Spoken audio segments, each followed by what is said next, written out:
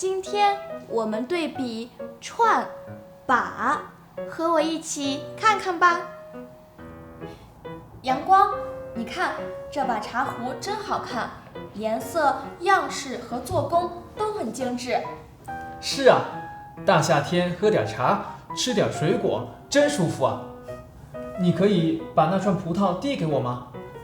好。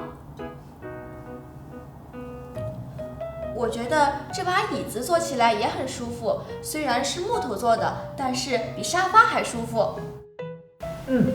我觉得这把椅子价值不菲。喝了一下午茶，我都饿了。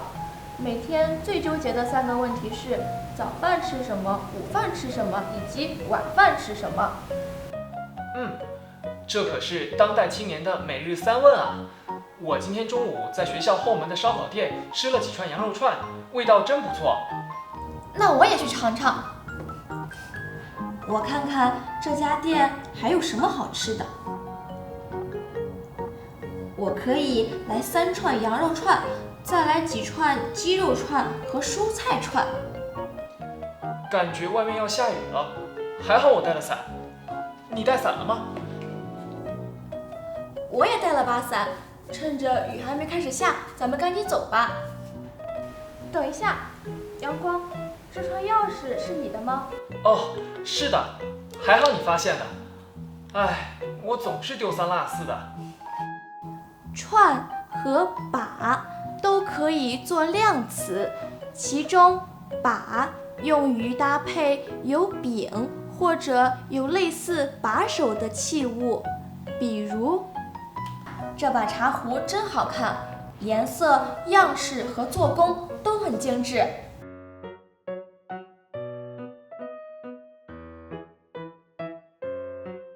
我觉得这把椅子坐起来也很舒服。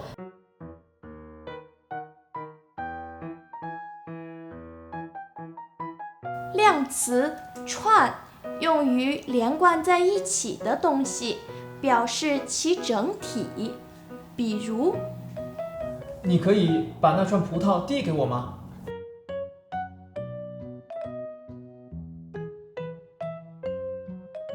这串钥匙是你的吗？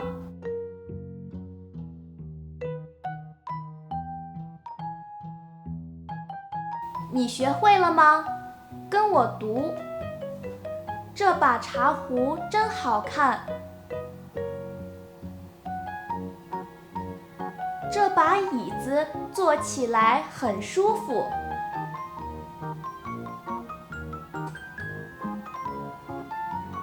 你可以把那串葡萄递给我吗？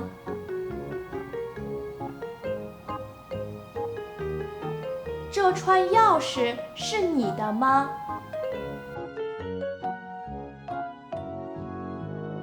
李可，你觉得烤串的味道怎么样？味道还真不错。你试试这串鸡肉的，我觉得比羊肉的更好吃。看来你是真喜欢，你都吃了1把签子了。